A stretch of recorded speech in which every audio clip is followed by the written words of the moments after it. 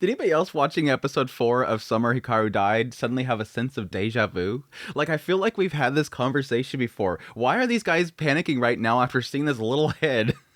Yeah, you watch enough shows, every now and then you'll run into both the situation where the directors and, in a lot of cases, the original creator decide to kind of move things around in the story from the original source material. And yes, they've been kind of doing that, as I've kind of seen while reading along with the anime, that yeah, Tanaka has not been introduced in the manga at this point. And so they were kind of pulling some scenes forward, having Tanaka meet with the elders and whatnot of the village. And it seems like they forgot they did that. Like episode 2, they literally had this whole scene where Tanaka, brings out the head and everybody panics about it. Like, what is this thing? And he talks about how the head is this ward that the Endo family was using. And then episode 4, they're at the festival and literally he just brings out the head again. And they're like, what was this little head? And he's like, yeah, it's really powerful. It wards things off. And it's like, oops, somebody goofed up. Like, do you guys not proof watch this stuff? Like, yeah, that kind of feels a little bit redundant there that we're talking about that again. It was goofy, but I couldn't help but like have this feeling of, wait, are they... Though the other guy was in the room too, because for a minute there I thought, okay, maybe there was a different person in the room. Well, no, this is the same 3 people that was in there before. But anyways, episode 4, putting aside the goof up, it's fine. It doesn't ruin the show. I'm sure the purists are upset that they're even bringing Tanaka into the story early, which I've enjoyed. I really have enjoyed bringing him into the picture because, again, I'm kind of curious about him and his relationship with what I'm assuming is his mother, Kuribayashi. But this idea that, yeah, he's been scarred by these individuals. And yeah, as we see in this episode, he's risking it all. Dude is literally giving up his organs just to create barriers. Like, I guess technically you have a lot of organs, so yeah, I guess you can give up like 10 or something of them before you're going to start dying or whatever. So, I mean, it doesn't really say exactly what he used up. He did kind of grab for his stomach, so I'm guessing a spleen or something down there. I don't know. He gave up something, but it kind of shows his dedication, how much he hates these beings that they're currently fighting against. And yeah, shows that he's willing to go above and beyond for it. Which again, if I'm assuming he is the son that left the village, yeah, he has a reason for hating these things. These things apparently came there at some point, mimicking his father, and scarred him. He knows how powerful they are, and he has a distaste for them, or an anger for them at least. But anyways, getting into the episode proper, opening up episode 4 with a little brief scene of Hikaru trying to get with his cat. It's eating from my hand, he's so happy. And then he just reaches over and he pokes it. Now, yeah, the assumption here is that he doesn't know how to pet the damn thing, and thus the thing runs away from him. But I kind of wonder, because the way that he poked it, the thing, like this weird little sparkle Kira thing, and it kind of made me wonder if he somehow interacted with it, like its soul or something like that. It just kind of made the cat act weird, because immediately after the thing starts pooping. So I'm like, did he like just hit some weird nerve or something like that and cause the cat to get weird? I don't know. But yeah, it kind of shows this little kind of side that Hikaru's trying to be different. He hates the fact that he's clueless about things. That, yeah, the goo comes out of him whenever he's emotional. Sort of showing that he wants to be more human-like. He hates the idea that he's off and whatever. But anyways, that aside, we have this little brief scene with Asako and Yuki. And they're talking about how some boy asked Asako out to the other classroom in front of all the boys so that they could arm wrestle. It was so stupid how they kind of built up that little dorky moment. I love Yuki's laugh. Yuki's laugh is so dorky, but I guess showing the idea that boys are, at least one of the boys is kind of interested in Asako, or possibly this curse about her that all the boys just want to test her strength. They find that they have to defeat her or whatever, and thus she's not seen as a girl or something like that. I don't know. They could be going that whole thing there, but the more important thing about this whole scene is that, yes, once again, we show that Asako is able to see, supernatural beings, or at least hear them. And the idea that there's some sort of yokai or something at the crosswalk. Yuki's about to go cross it. Asako's like, maybe you should not go across that right now. She agrees with it. I was happy to see that Yuki was like, okay, if that's what you say, usually you call these things right. I'll make sure not to do that. So it does sort of establish that Asako kind of sees these things, mentions things, and that typically it does seem to come true for these individuals. So it's a superstition that people kind of go along with. We do see later on that Kuribayashi comes that same crosswalk and defeats the thing, and at some point says that she doesn't want to be messing around with these things. Which, yes, she kind of mentioned the idea that when she came back there, she wished that she didn't have to be there. But because of her family that's there, she needs to be there to take care of them and whatever. And yeah, if it was her choice, he would have left already. But yes, we also get a little brief shot from her perspective, that whole scene of whatever possibly attacked her and her son. that there was something inside this closet, maybe possibly, again, this thing that was trying to mimic her husband, that maybe she locked it up inside the closet. Her son's not doing very well. So again, kind of showing this is not a place that she wants to be. Anyways, cut back to Yoshiki and Hikaru. Sisters complain about getting a yukata, and there's a summer festival coming up. So Hikaru is super excited about going to the festival, which is funny to the statements that were made later on, the idea that they like to travel amongst the people and hide amongst the crowds, because it seems like he's super excited about going to. We know why he wants to go, and he wants to have fun, but I did like the festival, though, because what I get a sense of there is, again, Karu is a shut-in. She doesn't like to go out, or at least she's not going to school. We at least have established this girl is not going to school. Why she's not doing that, that's the big question mark. But the problem is that this is a very small village out in the boonies, and so everybody's gossiping about this. And we get into a little bit of that with Yoshiki later on. He hates that gossip. He hates the fact that all these people know each other, and they're all getting into people's lives. But yeah, when they're there, it seems like obviously Karu is uncomfortable. Even going to one of the stalls, the guy gives away some free food, and he's like, say thank you, and she said thank you. She feels very uncomfortable. This is kind of out of her comfort zone. But yes, after a while, hearing people gossiping, even in the festival, they see them. Oh, it's the Tsujinaka family. Oh, is that the one that has the daughter that won't go to school? Yeah, why is the mother allowing that? Again, we talked about this a little bit in the previous episodes, but yeah, seeing her out there and just being berated by nearby people kind of sucks. But I like this because Hikaru, good boy.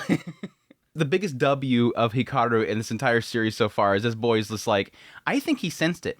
I really do think that Hikaru sensed it, because Yoshiki, he sees that cross very briefly on the guy's neck.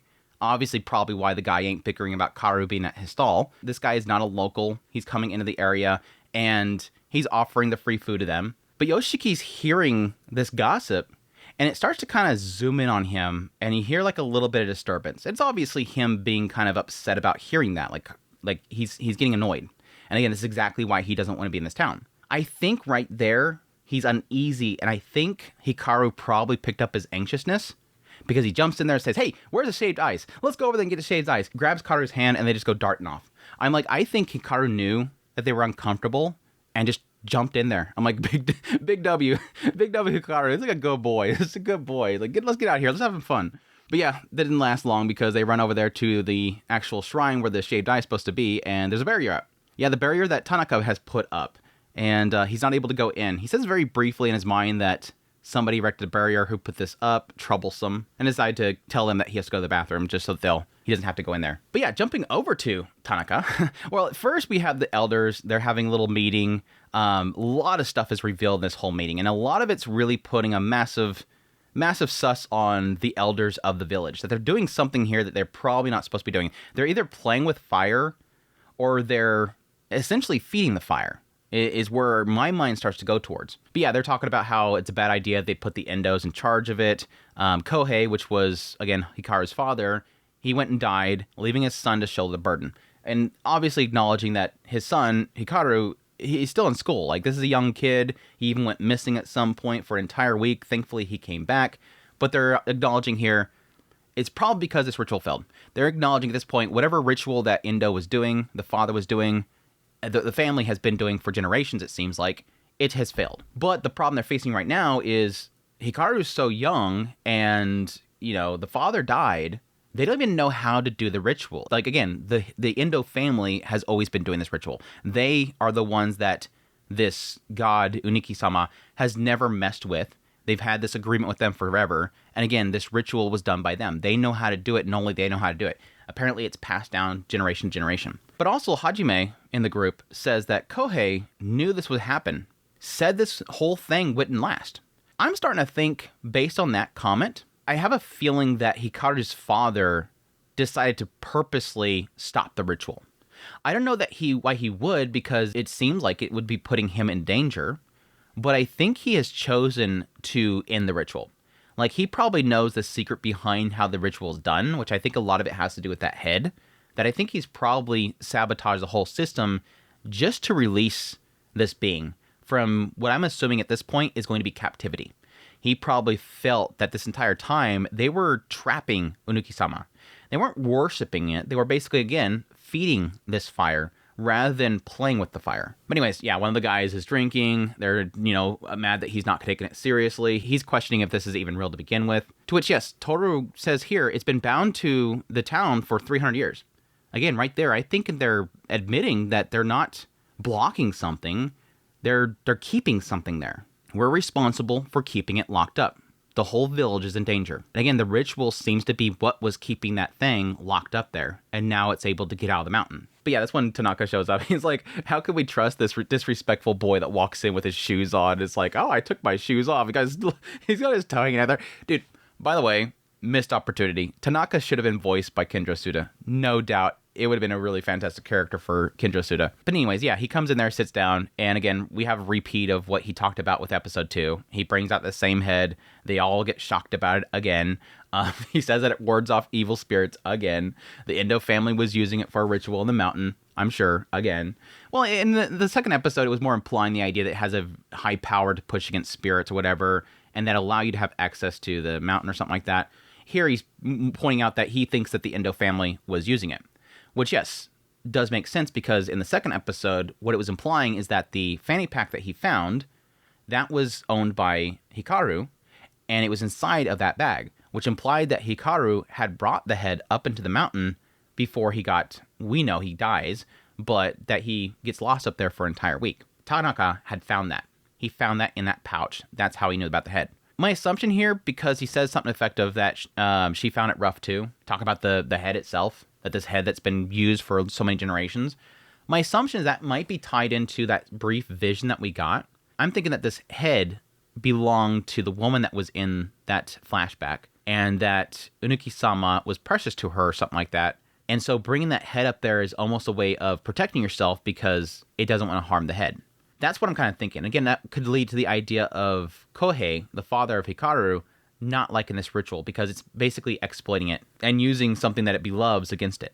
Anyway, it looks weird for a head, though. It's like a really shrunk head. It could be a child's head. It could be a child's head. But anyways, that's when Tanaka seems to prod them for answers. What is the ritual anyhow? And they say it's for a mountain god.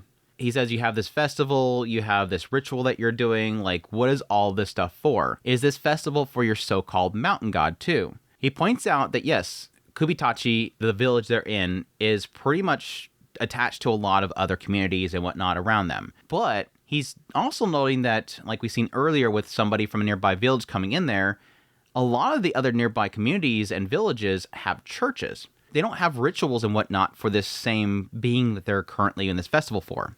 So why are they bringing all these individuals in to have this festival for something that's not what they're actually believing in? He's not really questioning that, but it does question mark to me. But he says, what are you worshiping here? But one of them makes a mistake of speaking up. He's bringing up Unuki-sama. And one of the other ones tell him to shut up. Toru tells him to shut up. So it does seem like they're trying to keep Unuki-sama covered up from people from the outside.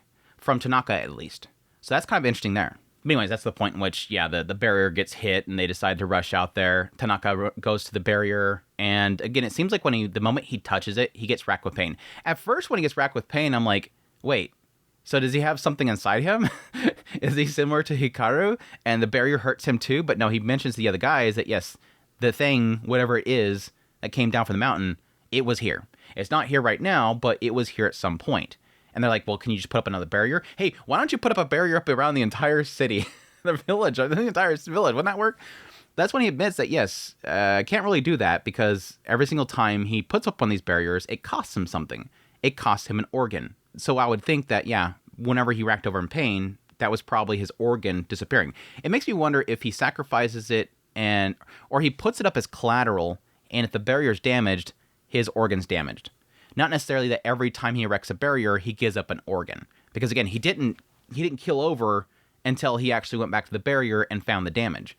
I don't know. Anyways, it pretty much wraps up the episode with the scene with Yoshiki and Hikaru, which I thought was a really solid little point there because what we established from the previous episode is Yoshiki finally acknowledging that this isn't Hikaru. Hikaru that I know is dead. And so in this moment right here, they're bringing up the whole shaved ice and the flavoring and whatnot. And he's like, do I feel the same to you? And he's like, no. Again, thankfully here, Hikaru's kind of prodding him a little bit in the idea of if I am the same as Hikaru was. And he's admitting, no, you're not. And it seems like he's happy about that. It seems like he's happy about that.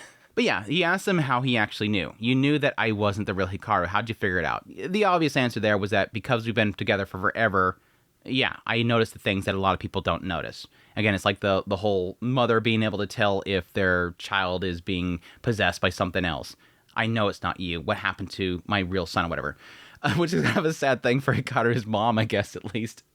But anyways, Yoshiki admits that he's seen Hikaru's death. I seen Hikaru dead. That's how I knew that you weren't the real Hikaru. And I'm like, oh, that's kind of an easy way to tell.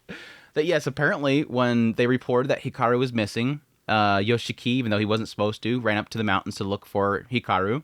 And yes, found Hikaru. Found the cold, pretty much frozen body of Hikaru. He was super cold, wasn't breathing. He said his body wasn't as damaged as I thought it would be. I guess what it means there, or what he's saying there, is that I expected for him to be dead, that yeah, his skull would be busted open or something like that. It didn't seem like he was that damaged. It just didn't see some sort of mortal wound. And yeah, Hikaru mentions that, yeah, that was probably the point in which I'd already taken over and I was repairing the body. So it wasn't as mangled as it was originally.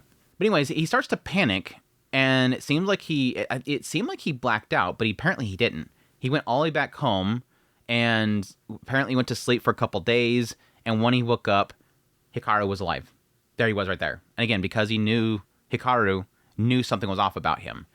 So I'm kind of wondering if that whole like dazed effect that he was having as he was looking at Hikaru's body was something else, or could that be the assimilation kind of happening already, or the mixing that's already happening at that point, or if it's just simply the fact that, again, anxiety and a panic attack of seeing his friend dead, his childhood friend's dead in front of him, and it just messed him up. It just seems weird that he went off home. He even says that he has to tell somebody. So it makes me wonder if somebody told him, or if this being inside of Hikaru was manipulating him, because why wouldn't he tell the parents? He found his friend's body. Maybe he's afraid of getting in trouble. I don't know. It seems weird that he just went home. He's like, I gotta tell somebody, goes home and just go to sleep. It just seems off. Just something has to be manipulating him at that point. But yeah, he says that he misses him a lot, and that's when he gets a little flashback of him with Hikaru, and him mentioning the idea that he hates how people got their noses in people's lives. Again, with everything that's happening with his sister, how they're all gossiping about her probably. Just people in these little small villages can't mind their own businesses, and it's stuffy. He just doesn't like it. And so he's planning on going to the city. And then Hikaru offers to come over his place. Just come over to my place. Again, just shows that element of Hikaru seeing that Yoshiki was in a bad spot, not happy, not comfortable, and he just like, just come to my place. Let's just hang out, man. Hikaru, even in that moment, and seemingly every moment, is just this comfort for him. This friend that was always there for him, even when he was just feeling like he's kind of in a corner. And so, yeah, just starts crying. And it's so cute. Hikaru was about to give him some space. It's like, okay, I'll come back later on. He's not saying, look, I'm right here. Hey, I'm your buddy right here. I'm right here. No, he knows those boundaries and kind of goes to go away. But no, he just grabs him, tells him to stay there. It was a cute little scene there. I liked it. But quickly turns unsettling when he turns to Yoshiki and he's like, I can't replace him, but I'm going to keep you safe. If you need anything, I'll do whatever you ask. Eyes all red. I was joking last episode when I said that this could totally go the route that Yoshiki, basically trains him like a monster pet, and whoever he wants to erase, he just sicks him on them. But it could totally go that direction. I don't know. I don't think it is, but it could totally go that direction. The idea of anybody you need to get rid of, Yoshiki, I'll get rid of them. And so, yeah, these people gossip about Karu. Sick 'em, boy. Just the next day, everybody's like, wow, did you hear that the Tommy twins, they're no longer around. Yeah, they can't find them. It just erases people. Stupid gossiping women in their village, just delete them all. But anyways, good episode overall. Really enjoyed it. Some good insights into the village, even though, again, some of it was technically repeated from episode 2. It's okay. Somebody goofed up. It's fine. But looking forward to more. But I hope you guys enjoyed this video. As always, if you did, hit the like button down below. If you like this content, you want to support channel more, become a member of the channel. But until next time, y'all take care.